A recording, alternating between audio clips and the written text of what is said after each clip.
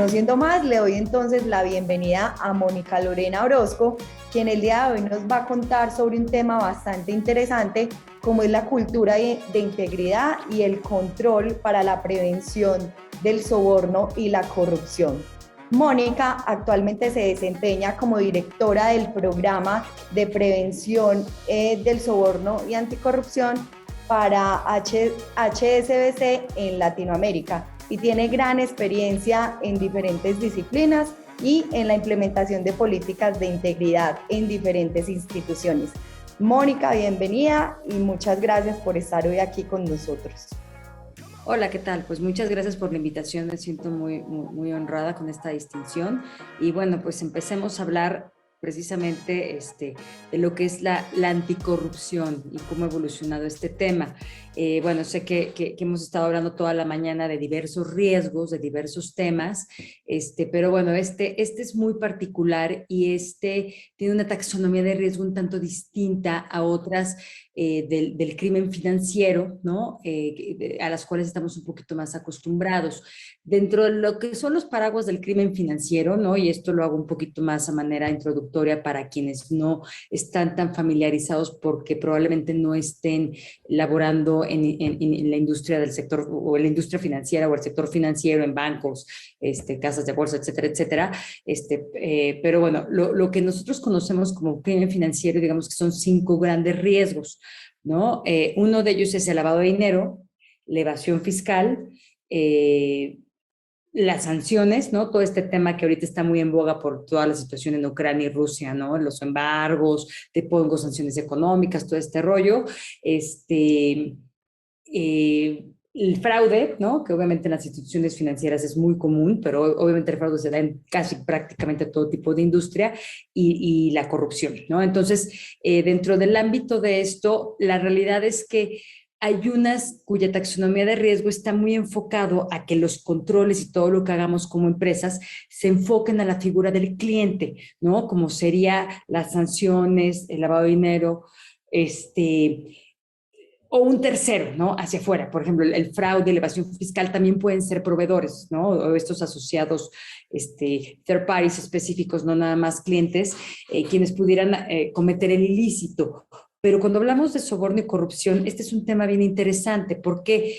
Porque es uno de estos delitos que van íntimamente ligados a temas de ética, a temas de integridad, a temas de comportamiento, ¿no? Es uno de esos temas en donde siempre es muy importante tener aquí a nuestra conciencia, ¿no? A nuestro Pepe Grillo, como el de Pinocho, que todo el tiempo nos diga, oye, ten cuidado, si lo que te están solicitando o lo que tú estás planeando ofrecer es algo que el día de mañana no puedas irle a platicar a tu mamá o a tus hijos, aguas, no lo hagas. Es probable que haya un foco rojo ahí, pero eso te lleva mucho del lado de la ética, del lado de la integridad. ¿Y por qué es diferente? Porque para que un acto de corrupción se materialice, se requieren dos, forzosamente. Es un camino de ida y vuelta, siempre. ¿Por qué? Porque siempre va a haber alguien dispuesto a ofrecerte algo de valor para que de manera indebida o inapropiada, pues esa persona o esa entidad, esa empresa obtenga o retenga un negocio, pero el camino, pues digamos que no es el recto, ¿no? Es por afuera de la política, por afuera de la norma, por afuera de la regulación, haciendo trampa, ¿no? Y por ello te está ofreciendo es algo de valor para que lo ayudes a que lleguen a estos objetivos, ¿no? Y así como siempre hay una persona dispuesta a ofrecer, a dar, a poner algo ahí sobre la mesa para ponerte a ti esa tentación, del otro lado también tiene que haber alguien dispuesto a aceptarlo, ¿no? Dispuesto a pedirlo, dispuesto a tenerlo. Si una de las dos partes, ya sea el que ofrezca o el que reciba o el que pida, o etcétera, etcétera, si una de las dos partes dice que no, ¿qué creen? El acto de corrupción no se materializa. Por eso es un tema interno y por eso es que todas las áreas de la organización, no solamente las áreas de negocio, no solamente las áreas que tienen esta relación con terceros externos, que pueden ser clientes, que pueden ser proveedores, que pueden ser business partners, sino también las áreas internas, todas pueden cometer un acto de soborno y corrupción. Y es por ello que los controles de de ABNC, ¿no? Como le decimos en el argot del sector financiero, el famoso Anti-Bribery and Corruption, ¿no? Por ABNC por sus siglas en inglés, le impacta a toda la organización, no solamente a las áreas que tienen esta relación o este riesgo en sí con los clientes o los proveedores, ¿no? Y entonces, por ejemplo, en el banco donde yo trabajo, los controles de ML y de sanciones, pues están muy enfocados a las áreas de negocio, hacia los clientes. Pero los controles de ABC, pues, ¿qué creen? Nos tocan a todas las áreas que llamamos como staff, ¿no? O las áreas de soporte.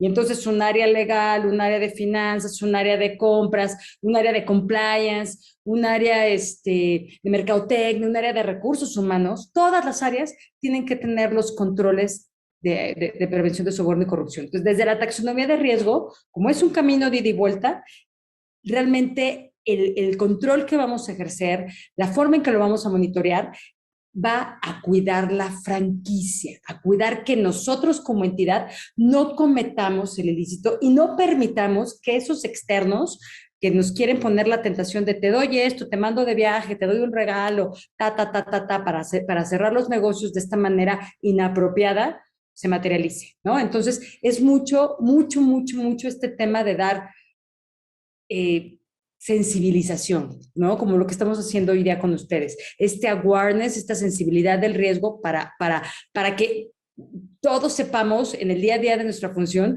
que hay un foquito rojo, que aquí está el Pepe Grillo de Pinocho que nos dice, aguas, por ahí no es, ten cuidado, ¿no? Así no son las cosas y poder evitar caer en ese tipo de ilícitos. Bueno, ¿cuáles son las bases de un programa de prevención de soborno y corrupción? La madre de todos los programas de soborno y corrupción que ustedes puedan encontrar en el mundo, en cualquier sector económico, se llama FCPA. ¿Qué es el FCPA? El Foreign Corrupt Practices Act es una regulación de los Estados Unidos de América que se emitió en el año 1977. Ya tiene muchos años, más de 40, ¿ok?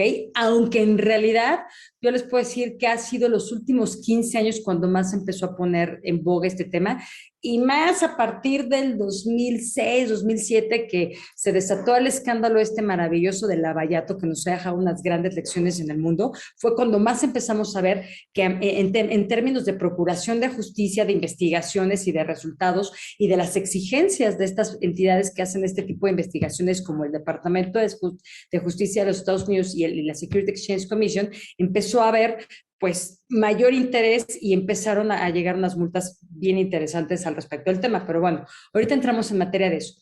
¿Qué es el FCPA y por qué se creó? Bueno, el FCPA, yo creo que es muy importante irnos al contexto. Les digo que esto se creó a finales de los 70.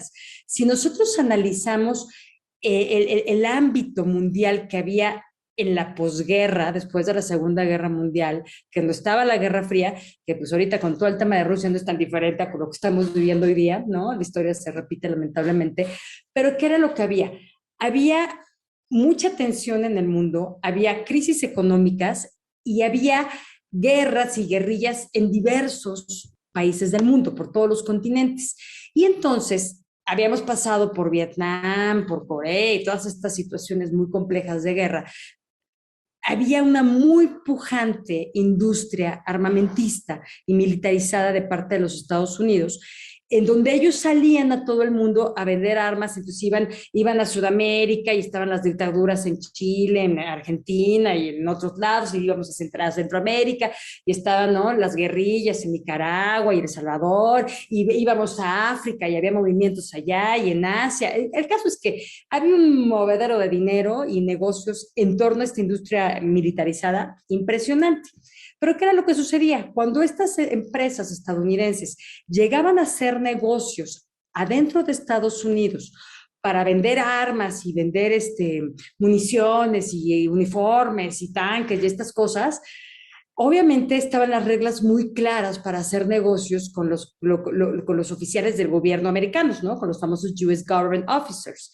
Ahí todas las reglas estaban claras y pues todo el mundo se comportaba y muy, como decimos por acá, en las empresas donde hablamos mucho, mucho con nuestros pares en Gran Bretaña o en Estados Unidos, todo according to the books, ¿no? Todo el mundo muy alineado y todo el mundo así por la derecha. Bueno, pero cuando estas personas venían a la Patagonia, iban a África, iban a Centroamérica y venían a hacer negocios con otros gobiernos extranjeros que no estaban para nada normados, pues le entraban, como decimos acá en México, a donde fueres, haz lo que vieres. Y pues regalaban casas, se llevaban a todas las personas con las que negociaban una semana entera con todo y familias a Disneylandia, hacían, les daban dinero. El caso es que, en resumen, le entraban al soborno bien a gusto, ¿no? Así, tal cual.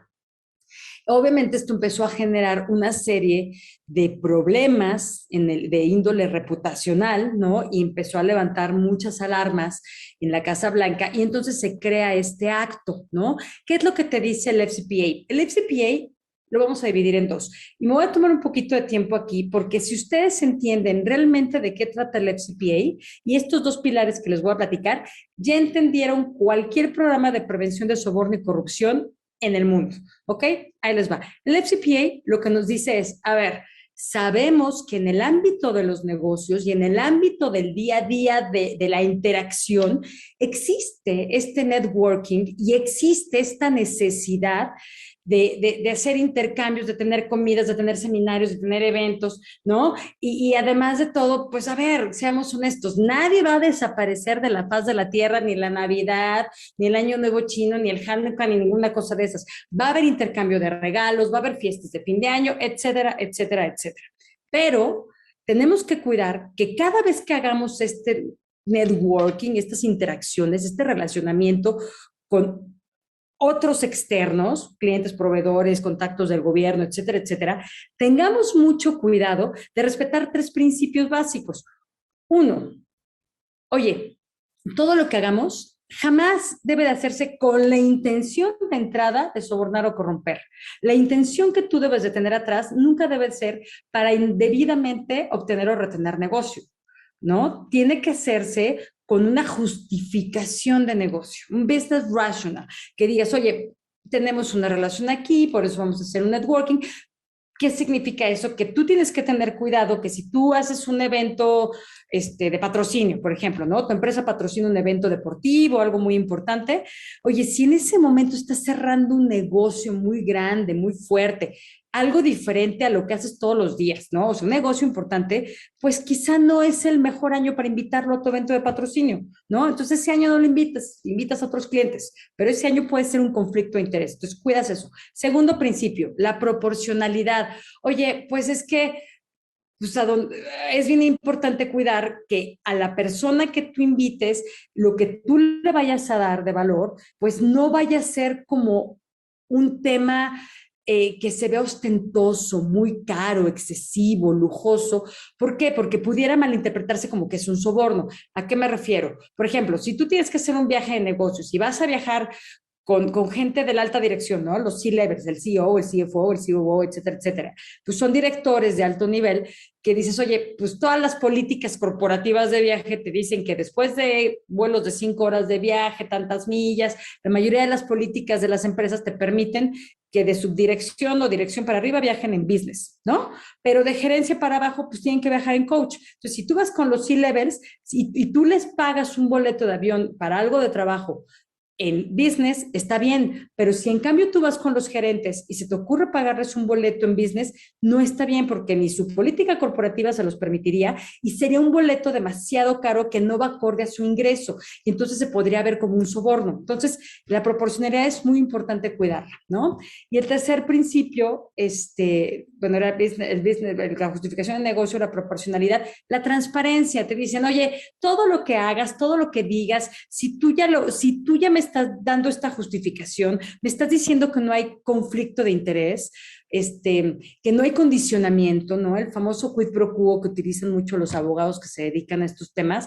Quid pro quo es un término latín que se utiliza mucho en el tema de ABNC, que se traduce literal en esto por aquello. Si tú condicionas que te tengo que dar esto a cambio de que me devuelvas este negocio, eso es un quid pro quo, eso es un conflicto de interés y automáticamente se convierte en un tema de riesgo para corrupción. Se ve como un tema de un soborno. Bueno, y entonces te dicen, oye, el tercer principio es la transparencia, ¿no?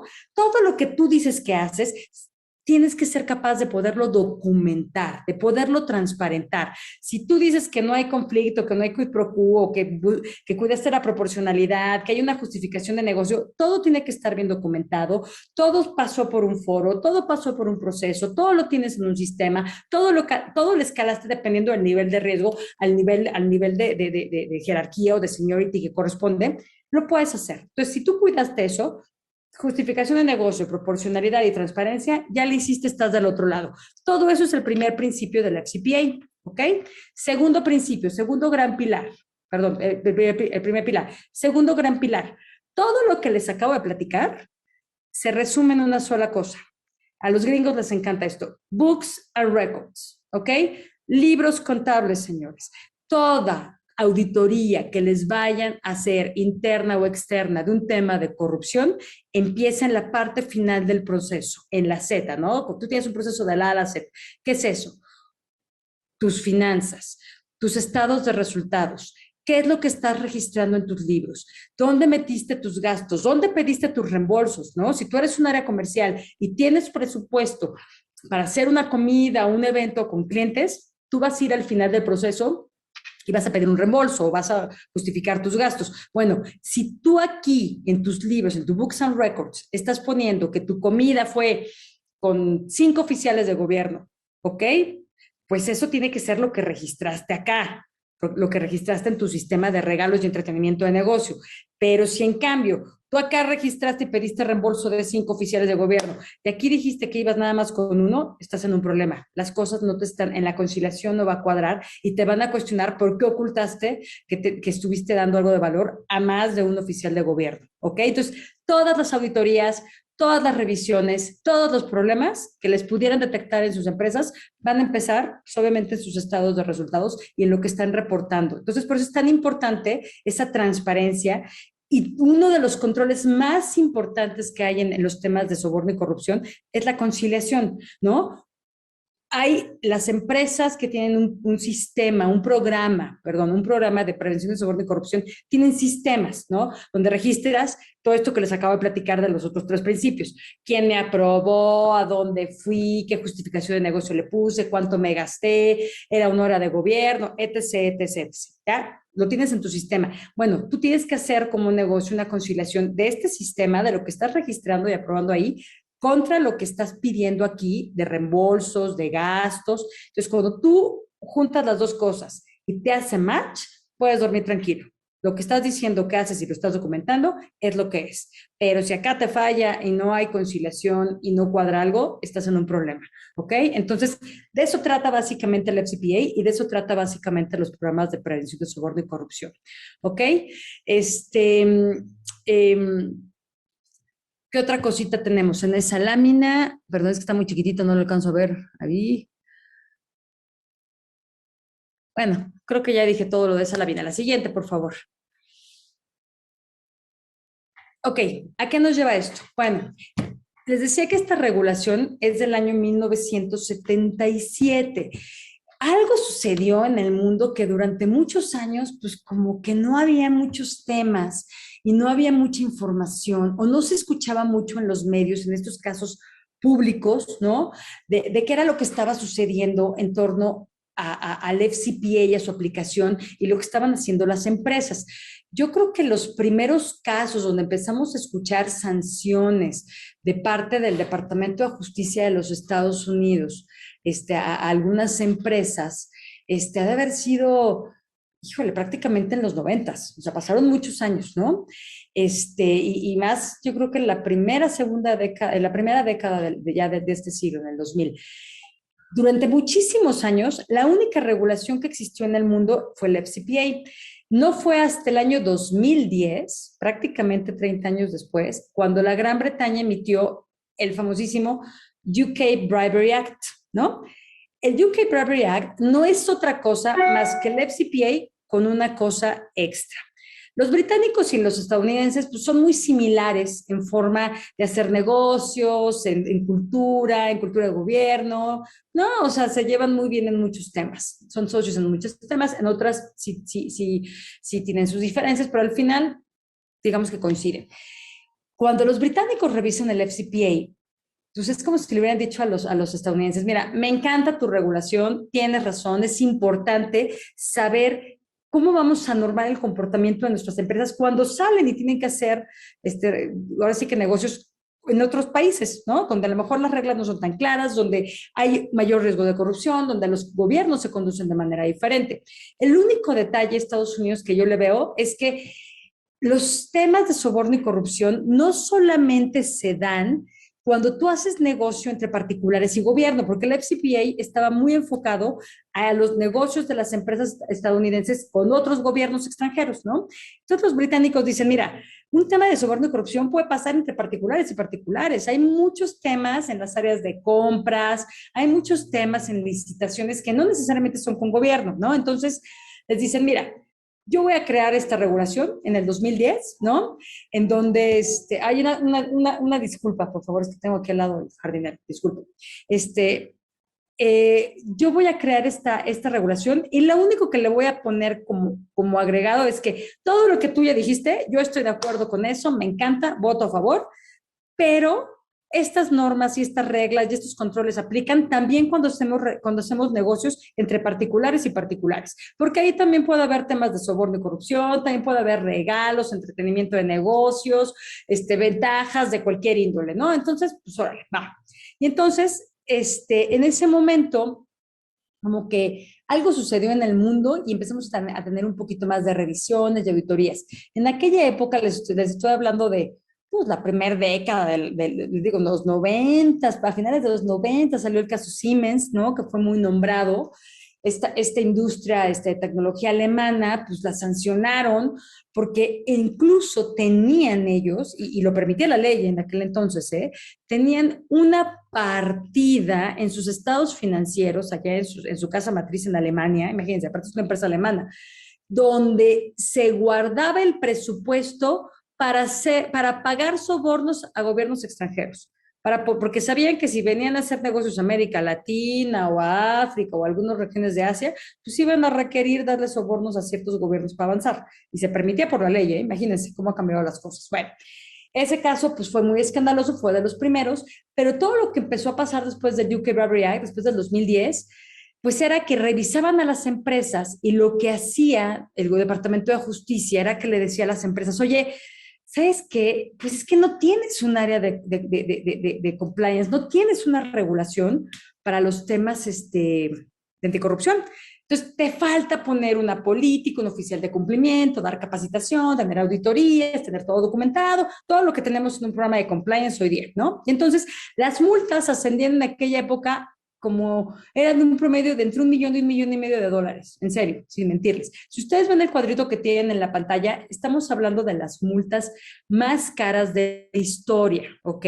Esto es súper reciente. La multa más cara de la historia que tenemos al día de hoy es la multa que se le impuso en enero del 2020 a la industria aeronáutica Airbus, esta industria francesa.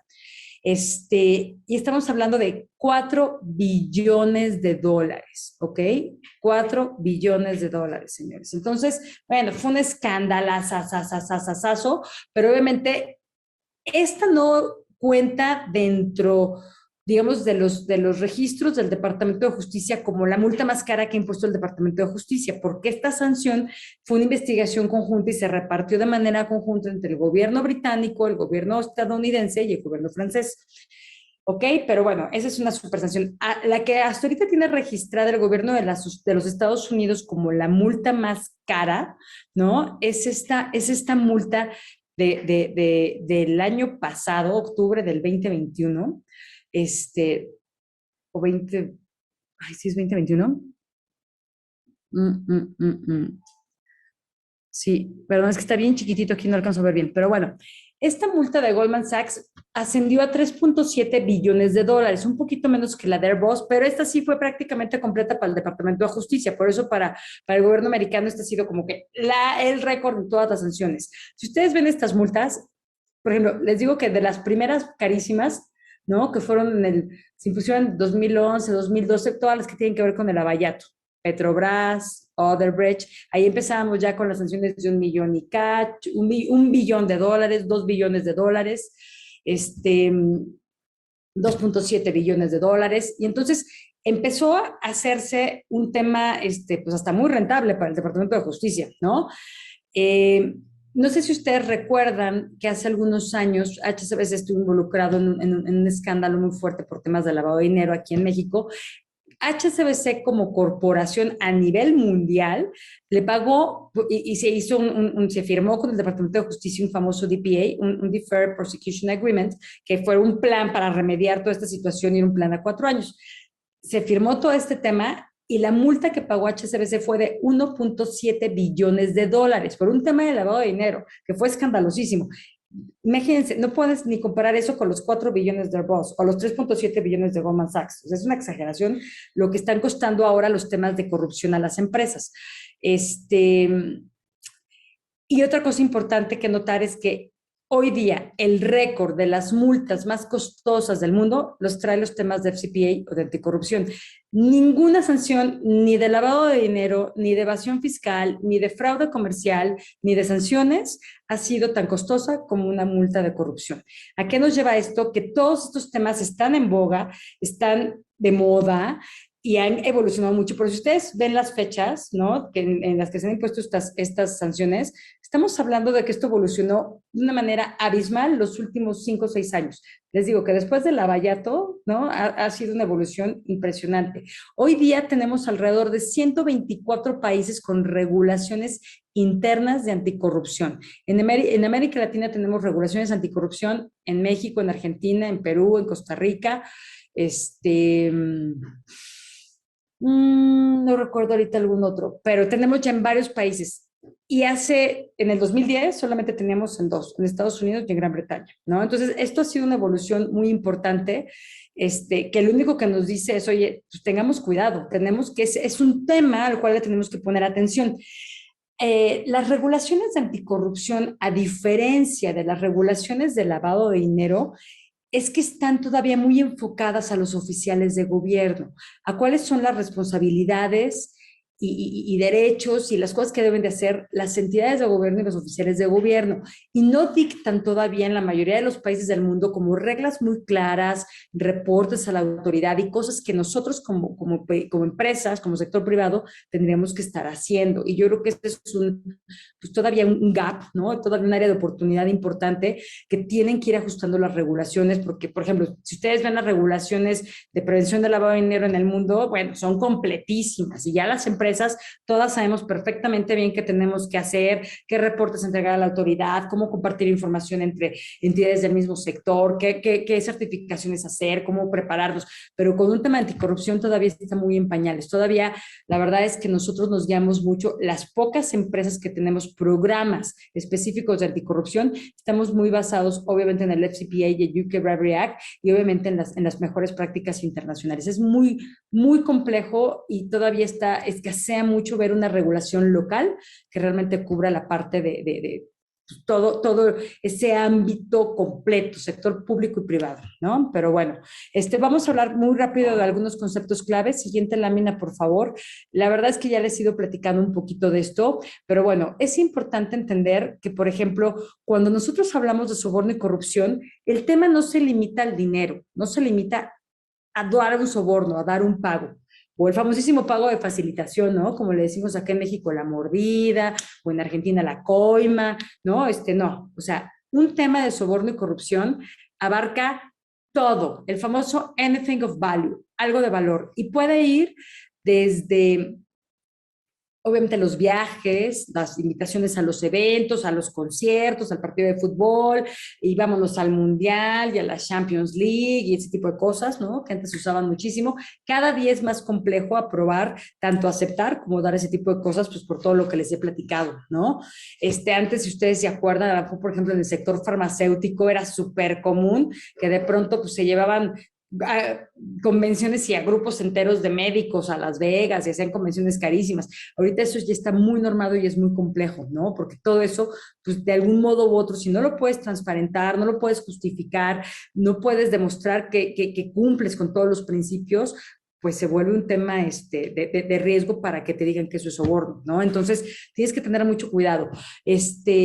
pero hay muchas cosas que a lo mejor nosotros pudiéramos pensar que no son soborno y sí lo pueden llegar a ser. Por ejemplo, yo que trabajo en banco, pero pues esto aplica para cualquier industria, es, oye, cuando tú tienes un servicio o un producto, esos van a tener un atributo natural, ¿no? Una conformación natural. Entonces, yo, por ejemplo, en el banco les digo, oye, es que los atributos del producto mismo, que pueden ser tasas preferenciales, edades mínimas o máximas para que accedas a un crédito, descuentos, rebates, ¿no? Esas factorajes, o sea, todo ese tipo de cosas que tú le das a los clientes. Si, si tú como empresa no cuidas que le brindes las mismas condiciones similares de manera transparente a clientes similares que puedan tener la misma oportunidad y tú tomas, por ejemplo, un vendedor o un relationship manager, toma de pronto la decisión de, pues porque es un cliente importante y porque quiero cerrar un negocio, le voy a dar más descuento y no lo documentó, no lo pasó por un foro apropiado para que fuera una decisión colegiada, evaluando el riesgo, aprobado como una excepción y tomó una decisión así, pues, ¿qué crees? Que ese descuento, que esa tasa preferente, todo eso se ve como una excepción no aprobada de manera transparente y se puede convertir en un soborno. Oye, pues le diste un trato preferente, le diste una excepción que nadie te aprobó, utilizando los mismos atributos de tu producto o servicio, ¿eh? Pues, ¿qué crees? Que eso se puede ver como un soborno, porque es algo de valor, es una ventaja para alguien que no estás justificando de una manera apropiada, respaldado por un plan de negocio o un business case. ¿Okay? Entonces, hay que tener mucho cuidado. Otra cosa, pues obviamente también son, por ejemplo, los empleos. El tema del empleo es súper importante. ¿Por qué? Porque un empleo, una oferta de empleo es algo de valor. Y entonces pues, pasa, y en América Latina es súper común, ¿no? Por un tema cultural, lamentablemente así es, pero que de pronto llega un cliente muy importante con algún área de negocio, algún director comercial y dice, oye, es que mi hijo está saliendo de la maestría en Boston, ¿no? Dale chance en tu empresa, que empiece a hacer, como decimos en México, que haga sus pininos, ¿no? Que empiece a aprender, aunque no le pagues, aunque le pagues poquito.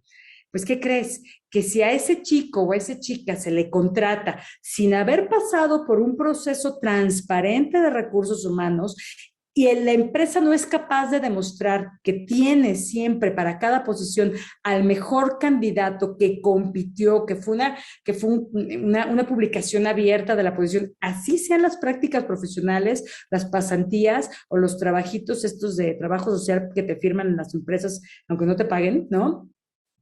Porque si no eres capaz de demostrar que tienes a la mejor persona ahí, lo pueden tomar como un tema de soborno a las autoridades, ¿no? ¿Por qué? Porque tú tienes que ser capaz de demostrar que a todos los candidatos los entrevistaste, que hubo más de una persona que aplicara para una posición, ¿no? Porque si tú se la das a una persona, pues das la impresión de que le abriste un puesto de trabajo, pues, al hijo de tu cliente, ¿no? No, a ver, justifica que necesitabas la posición, entrevista más de uno, que más de un área lo entreviste, que tenga pues, los estudios, la experiencia, que el salario que le vas a dar pues sea el justo, acorde al tipo de trabajo que va a hacer, que esté acorde al mercado, etcétera, etcétera, etcétera. Entonces, aguas con los procesos de recursos humanos. También ahí, por esos temas, nos pueden cuestionar de soborno, corrupción.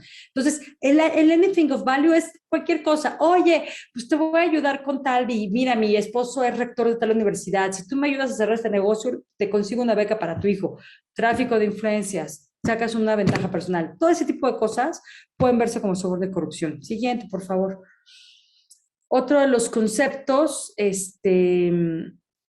es valor mercado. Oye, cuando tú registras cualquier cosa que tú vas a dar, les hablaba hace rato del principio de transparencia y de proporcionalidad, ¿no? Entonces, luego de pronto se da que las empresas pues, son patrocinadoras de algún evento.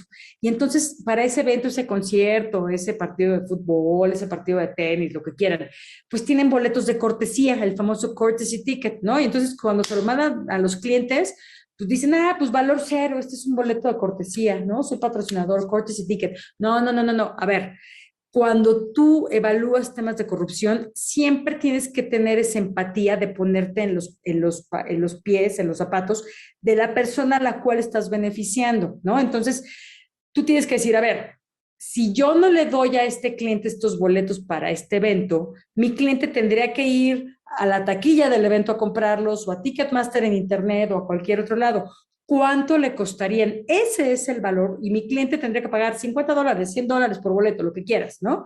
Mi cliente, para ese cliente, el que yo le regale esos boletos, para él es algo de valor.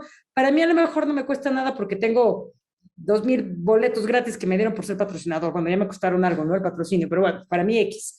Pero para el cliente, pues son $100 por boleto. Entonces, lo que yo tengo que poner en mis registros es el valor mercado. Si no lo sé, si me mandan un regalo y no sé cuánto cuesta, pues te metes a internet. Lo bueno es que ahora San Google y San Amazon tienen toda la información sabida y por haber, y pones el valor mercado. Es el valor justo, es lo que tienes que registrar. ¿Ok? Siguiente, por favor. Oye, ¿cómo puede suceder un tema de soborno, corrupción? Bueno, esto es mucho, mucho lo que les he platicado, ¿no? Oye, pues tengo que cuidar que todo lo que haga en el negocio, porque puede ser cuando ofrezco un producto, cuando doy un servicio, cuando hago un evento de patrocinio, los eventos de mercadotecnia, cuando voy a dar un donativo, aguas con esto, los temas de los famosos donativos, el charity famoso, el dinero social es bien delicado. Hay muchas empresas que ocultan sus sobornos o que ocultan que están dando algo para obtener o retener negocio y no lo están transparentando diciendo que es para obtener o retener negocio. Dicen que es un donativo. A ver, señores, no. Los donativos siempre son altruistas, siempre es dinero social y no puede ir ligado a un negocio porque entonces ya automáticamente se convierte en un tema donde no hay transparencia y se puede ver como un soborno. ¿Ok? Y muchas empresas lo hacen. Es una desgracia esto, ¿no? De los donativos. Entonces, hay que tener mucho cuidado. Siempre hay que llamar a las cosas por su nombre, ¿no? Y hay que ser bien transparente en lo que estamos manejando y cuidar los 3 principios: transparencia, proporcionalidad y la justificación de negocio. ¿En dónde se puede dar? En todo lo que hagamos. Cualquier evento, los donativos, todo, en todos lados, ¿no? Siguiente, por favor. Los regalos, los eventos de fin de año, todas esas cosas. Bueno, a ver, les traigo unos casitos. Voy a tratar de ser rápido porque ya vamos un poquito arriba del tiempo, tenemos 10 minutitos más. Pero a ver, bueno, yo me traje obviamente casos del sector financiero, porque pues, es lo que el sector donde yo he trabajado, el sector que conozco, son casos públicos, ¿no? Pero son casos de donde creo que podemos aprender cosas bien interesantes porque son casos bien diferentes. Y si tienen ustedes más curiosidad, cualquiera de estos, ¿no? Lo pueden buscar en internet. Les digo, la información es completamente pública. Bueno, a ver, uno de los primeros casos que yo les quiero compartir se llama Morgan Stanley. En este caso pasó algo bien interesante. Resulta ser que había un alto ejecutivo, ¿no? Que trabajaba ya en China y este señor pues tenía un amigo de la infancia, iban juntos a la escuela, era chino, ¿no? Y cuando este señor llega a trabajar a las oficinas de Morgan Stanley allá en Asia, pues se encuentra a su cuate de la infancia, pero resulta que este señor tenía un puesto muy importante en el gobierno, ¿no? Allá en China. Y empiezan a hacer negocios. Ya sabes que, para no hacerles el cuento largo, pues empiezan a ganar mucho dinero, pero obviamente entre ellos dos se empiezan a beneficiar mucho con temas de inmuebles y temas de créditos para comprar inmuebles y cosas así, unos proyectos medio extraños.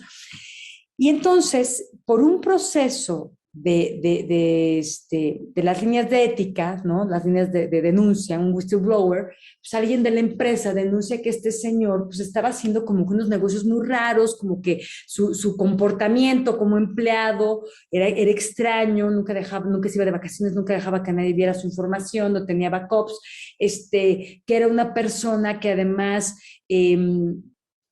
de repente pues empezaba a gastar mucho dinero, traía autos de lujo, vestía muy bien, con ropa de marca, y decías, pues sí, sí era director, pero pues no era como para tanto, ¿no? O sea, como para que trajera ahí el Ferrari. Y entonces obviamente levantan la denuncia y la empresa empieza a investigar. Y cuando, después de 9 meses de investigación, se dan cuenta que efectivamente este señor coludido con su amigo del gobierno en China, pues traían unos temas de corrupción espantosos, había dado ya millones y millones de dólares en sobornos y obviamente estaban haciendo muchos negocios pues indebidos, ¿no? Y lo que hizo esta empresa, que fue muy interesante, es que ellos solitos levantaron la mano y se autoacusaron con el Departamento de Justicia y con la Security Exchange Commission. Ustedes saben que las empresas que cotizan en bolsa en Nueva York son reguladas por la SEC o la Security Exchange Commission y también tienen que reportar a ellos y ellos también los auditan. Bueno, y entonces durante varios meses, como 1 año o 2 años más, colaboraron con la autoridad y fueron capaces de demostrar que ellos tenían un programa de compliance fuerte, sólido, con los controles, tenían monitoreos, tenían auditorías internas y externas, que incluso pues su proceso de denuncia interna había funcionado, porque gracias a ese proceso ellos habían podido empezar esta investigación interna, ¿no? Daban capacitación constante, la gente sabía lo que podía y lo que no podía hacer acorde a sus políticas corporativas, en fin, pudieron demostrar a la autoridad que tenían un ambiente de control sólido, ¿ok? ¿Saben qué fue lo que pasó? Que a este señor le dieron 5 años de prisión y a Morgan Stanley salió con palmas y aplausos, con ovaciones, diciéndole que tenía un programa de cumplimiento súper fuerte, que era un ejemplo para la industria y que además era lo máximo porque habían solitos, habían autoacusado, habían levantado la mano y habían colaborado con la autoridad. O sea, se fueron, es lo mejor que nos puede pasar a cualquier empresa, a cualquier persona. O sea, si realmente le invertimos en los temas de control interno, de riesgos, de cumplimiento, etcétera, etcétera, estamos en capacidad de hacer una cosa como la que hizo Morgan Stanley, porque como dicen, el que nada debe, nada teme, y dijeron, es que, a ver, al final, pues todos estamos en el riesgo de tener a personas que de pronto pues, se les olvida la ética y se equivocan y cometen ilícitos, ¿no? A pesar de que tengamos controles en recursos humanos y filtros cuando reclutamos a la gente, pero pasa, ¿no? Y a todas las personas, pues de pronto caen en la tentación, tienen problemas, se les enferma a alguien, se les muere a alguien, se divorcian y tienen problemas de dinero y caen en la tentación. Pero nosotros como empresa te pudimos demostrar que no era un tema de la empresa, era un tema de un empleado. ¡Pum! Hitazo, ¿no? Ese es un super caso. Segundo caso, a ver, este es diferente. JP Morgan, ¿no? 2017, multa como de casi $400 millones. Ellos tenían un programa en Asia, en China específicamente, que se llamaba Sons and Daughters, hijos e hijas, y tal cual lo que llegaron a hacer a Asia estos señores es que llegaron a darle trabajo a todos los hijos e hijas de los oficiales del gobierno en China de todos los niveles. Cualquier trabajo, sácame las copias, pasantías legales, pasantías de cualquier tipo, trabajito de verano, primer trabajo, recién egresados de universidad, todavía estudiando, a todos estos chicos les dieron trabajo. Obviamente, cuando llega la autoridad a revisar eso, dice, oye, es que tú no tienes manera de justificar que tienes a la mejor persona en el puesto adecuado. Tú lo único que estás haciendo es que le estás dando trabajo a todos estos chicos para quedar bien con sus papás, que son los oficiales del gobierno en China, y poder abrir mercado ahí en China. Pues sí, eso es lo que estoy diciendo. Pues no, señor, eso es un soborno, ¿no? Al final de cuentas, tu programa es un soborno, ¿no? Estás dando trabajos a cambio de abrirte mercado en ese país. Entonces, la lección de este tema es, a ver, cuidado, volvemos al tema de la transparencia. Todos tus procesos, tú tienes que poder justificar que son para algo transparente y no tienen una intención de sobornar o corromper para obtener o retener negocio, ¿ok? Todos tus procesos, incluyendo el de recursos humanos, que es tan importante. ¿Qué fue lo que pasó y lecciones aprendidas? Oye, estas regulaciones, como el FCPA, como el UK Bribery Act, son supranacionales. ¿Qué significa? Que no importa en qué lugar del mundo estés operando, si tú tienes una empresa que cotiza en bolsa de los Estados Unidos, haces alguna operación en dólares americanos o en libras esterlinas, ¿no? Pero más bien es con los dólares. Tienes correos electrónicos que en algún momento en tu organización pasaron por algún servidor que está localizado en los Estados Unidos de América, ¿eh? Así de exagerado. Obviamente, pues tienes filiales, tienes negocios, tienes clientes, etcétera, etcétera, en los Estados Unidos. ¿Qué crees? Ya te aplica el FCPA. Y entonces no importa que tu problema sea que como Airbus, ¿no? Oye, pues esta fue una investigación que se metió el Departamento de Justicia con una empresa francesa, pero ni siquiera por lo que estaba haciendo en Europa, sino por los negocios que estaban haciendo en Asia y en África, ¿no? Y ahí va tu multota. Entonces, así funciona. Esto es súper globalizado y hay mucha colaboración internacional, ¿no? Entonces, pues sí tenemos que tener cuidado. Y lo que pasó después de JP Morgan es que hicieron una investigación bien grande en Asia, también en China, para HSBC y para Citigroup, ¿no? Otros dos grandes bancos globales. Afortunadamente, ninguno de estos dos bancos le pudieron no le encontraron nada y ninguno salió sancionado. Pero la lección es, oye, todos estamos en el aro y a cualquiera de nosotros en cualquier momento pues, nos puede caer el DOJ con una investigación de corrupción, ¿no? Entonces hay que tener cuidado. Y finalmente, bueno, el último caso, que es la regulación más grande, perdón, la sanción más grande de 3.7 billones de dólares de sanción es Goldman Sachs, que es un caso muy reciente. Aquí lo que sucedió, y voy a tratar de resumírselos muy padre, es que oye, a ver, les estaba yo diciendo que hace 15 años pues las multas eran de $1 millón, $1,5 millones, porque lo que hacía era que faltaba que tuvieran estas empresas un programa de compliance, ¿no?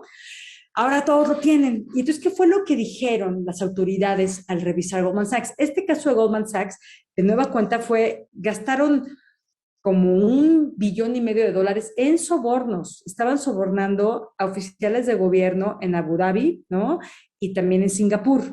Y obviamente estaban haciendo negocios billonarios, ganaron mucho dinero al dar estos sobornos.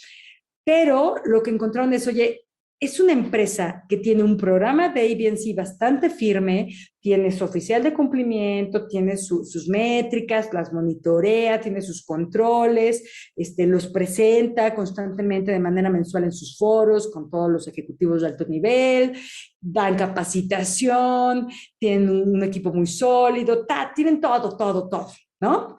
Y sus auditorías siempre salen bien, tienen una maravilla. ¿Qué es lo que está pasando y por qué tenemos multas billonarias ahora? Pues resulta ser que las empresas antes no tenían el programa. Ahora que lo tienen, pues tienen que ser muy sofisticadas las personas que cometen el ilícito para poderlo cometer, porque con toda premeditación, alevosía y ventaja, como dicen los abogados, se están brincando sus propias normas, sus propios controles, sus propias políticas, están maquillando números, están maquillando información. Y entonces estos ilícitos se hacen tan complejos que no solamente son faltas al FCPA, no solamente son casos de corrupción, son casos donde ya ves temas de fraude, ¿no? Con todo el insider risk que esto involucra, porque ya ves a ejecutivos de alto nivel autorizando estos pagos de sobornos millonarios, obviamente por abajo del agua, ves a gente de muy alto nivel involucrada, ¿no? Y ves también temas de lavado de dinero y de fraude, no nada más de y hasta de evasión fiscal en muchos casos, y no nada más de corrupción. Entonces, se empieza a ser tan complejo el caso que pues, por eso llegamos a estos temas tan caros, ¿no? Las sanciones son tan caras. Pero ¿cuál es el asunto? Sofisticación. Esto ya es como el crimen organizado. O sea, entre más controles le pongas, entre mejor esté tu programa, pues más inteligente tienes que ser para volarte la barda, ¿no? Entonces, eso es lo que está pasando y esa es la tendencia y es lo que se está encontrando hoy día. Entonces, nos vamos a la siguiente lámina. Bueno, ahí vienen mucho más detalle, no voy a entrar en eso. Fallas de control, a ver, de Goldman Sachs. Oye, pues como que el de compliance sabía, pero como que era gente tan de alto nivel involucrada que como que no hizo nada y como que levantó la mano, pero pues no fue más allá, no fue al board. Oye, si tú tienes un tema así, por eso es tan importante en las estructuras que las áreas de cumplimiento, las áreas de auditoría interna sean independientes y puedan levantar la mano y tengan una voz que se escuche pues, en el mismo board, en el mismo consejo de administración para evitar que pasen cosas de este tipo, ¿no? Otras fallas, pues oye, teníamos clientes de alto riesgo, proveedores de alto riesgo, sabíamos que había noticias negativas porque el cliente engañaron a la gente. Aquí también hubo temas porque empezaron a captar inversiones, ¿no? De diferentes personas en un tema, me parece que era pesca, aquí el caso, y pues ya saben que después se enteraron que ya estaban quebrados y había negative news, y bueno, había noticias negativas al respecto, pero había muchos, ¿cómo les diré? Había muchos focos rojos, ¿no? Muchos red flags, muchas señales de alerta que pues mucha gente ignoró, ¿no? Entonces, cuando hacen la investigación, pues se dan cuenta, oye, hubo muchas fallas de control, pues tenías esto y no levantaste la mano, lo viste y lo dejaste pasar, ¿no? Entonces, pues eso es una de las grandes lecciones, ¿no? Bueno, siguiente lámina, creo que la siguiente lámina ya se las platiqué, ya, la siguiente, ahí les dejo el detalle. En las conclusiones, siguiente lámina, por favor. Ahí está lo que les dije. Oye, ¿qué nos dejan estos tres casos? Así, resumido. Si tú haces las cosas bien, puedes tener una recompensa muy buena. El caso de Morgan Stanley es la joya de la corona, ¿no? Oye, imagínate qué maravilla irte a autoacusar con los reguladores y salir que no te pongan ni un centavo ni un penny de multa, porque tú como empresa puedes demostrar que tus controles son tan efectivos que realmente tu tema fue de un ejecutivo malandro, ¿no? Pero tú como empresa cumpliste, wow, qué maravilla. Segundo caso, oye, aguas, no disfraces una cosa de otra, eso también es corrupción. Ten cuidado con todos tus procesos y a todos nos puede pasar. Y tercer caso, híjole, pues aquí hubo demasiadas cosas en Goldman Sachs, por eso la multa es tan billonaria, ¿no? Sofisticación es lo que está pasando hoy día, por eso los controles tienen que ser capaces de detectar las decisiones también en la alta dirección y las decisiones en todos los niveles y monitorear de una manera más efectiva y no solamente los temas que conocemos como BAU. ¿A qué me refiero? Una cosa es monitorear tus regalos y tus comidas con clientes y tus eventos de entretenimiento y otra cosa es monitorear, oye, a ver, voy a tener un episodic deal, ¿no? Una negociación episódica de estas grandes, millonarias. ¿Quién lo está negociando? ¿A quién le avisaron del área de control y cumplimiento? Tenemos intermediarios y advisors, está involucrado el gobierno. Hay que hacer muchas preguntas, señores, y meterse y buscar que las áreas de control estén metidas en estos negocios, porque ahí es donde están empezando los problemas grandes. Y lamentablemente a veces esos temas que no son el BAU, el business as usual, luego no nos las reportan a las áreas de control, ¿no? Entonces, he ahí yo creo que la lección más grande de esto. Bueno, pues creo que ya terminamos, creo que ya no nos da tiempo de mis últimas láminas. La verdad es que son muy teóricas las últimas, son los principios clave, lo que les decía. A ver, la intención, jamás sea con la intención de corromper. Dos, ay Dios mío, es que no alcanzo a ver, pero bueno, la transparencia, la proporcionalidad, todos los temas los tienes que documentar bien y dependiendo de lo grave y delicado que es el tema, tiene que ser el nivel de seniority que te apruebe. Por ejemplo, nosotros tenemos un programa donde tenemos que ver cosas con clientes de gobierno y son casos muy delicados porque es gobierno, ¿no? Para temas de corrupción. Entonces, cada vez que cerramos un negocio de esos, los tienen que ir aprobando los diferentes directores de los diferentes negocios involucrados. Y hay algunos cuando las sumas son muy grandes de lo que vamos a otorgar o a dar a esos gobiernos, que tienen que venir a veces aprobados por el mismo CEO del país, ¿no? Entonces, todo va muy en función a esta proporcionalidad y a esta evaluación del riesgo, ¿no? Y finalmente, bueno, cosas para recordar. Acuérdense de los principios del FCPA. Digo, hay varios temitas ahí, pero books and records, señores, la única manera que tenemos de dormir tranquilos es documentando todo y que todo te haga sentido cuando haces tus conciliaciones. Esos son los controles más importantes.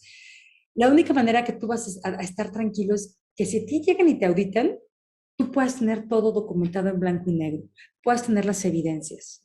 Aquí, pues es que aquí no podemos inventar nada, ¿no? Porque si no lo hacemos de esa manera tan, eh, tan estructurada, como les decía, los temas de soborno y corrupción luego se prestan mucho a estar muy ligados a la ética, a la integridad, y aquí luego puede entrar la subjetividad, ¿no? Entonces no permitamos que entre la subjetividad, ¿no?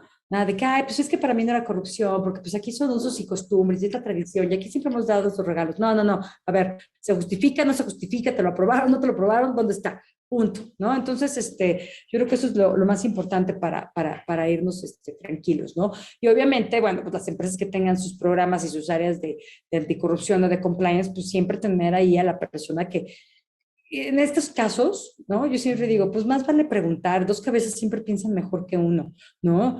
Y no pensar que compliance siempre es para decir que no. No, a ver, vamos a buscar la manera en cómo sí se puede, pero pues que podamos dormir todos tranquilos, ¿no? Va a haber formas, va a haber cosas que se pueden hacer con un buen plan de negocios, con controles, con aprobaciones, con monitoreos, con auditorías, etcétera, etcétera, pero se puede, pero hay que pensarle, ¿no? No te avientes a tomar decisiones a lo loco porque luego vienen las consecuencias y ya vieron de qué tamaño son, ¿no?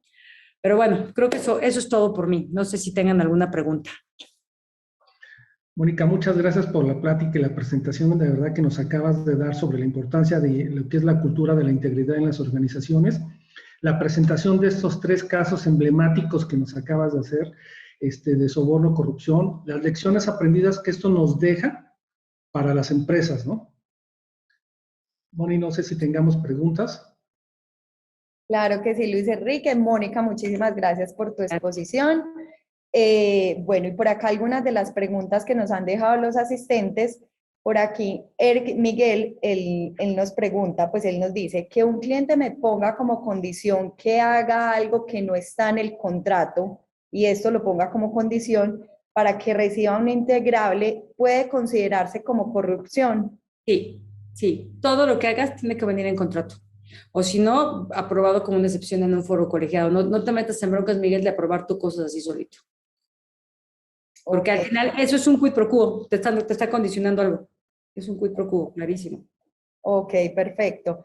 Y por aquí Rubén Tobar nos pregunta, ¿los entes reguladores están obligados a hacer cumplir las obligaciones anticorrupción? Sin embargo, ¿qué pasa si estos entes están comprometidos con personas corruptas? ¿Qué se hace en esos casos? Mira, es que, ay, ¿qué te digo? Mira, ahí sí va a variar mucho y va a depender mucho de cada país. Yo te puedo decir que una de las cosas más hermosas que yo he visto en mi carrera profesional es el Lavallato, la verdad, ¿no? Ahí vimos un gobierno de Brasil por primera vez y verdaderamente actuando de manera abierta y colaborativa con entidades extranjeras.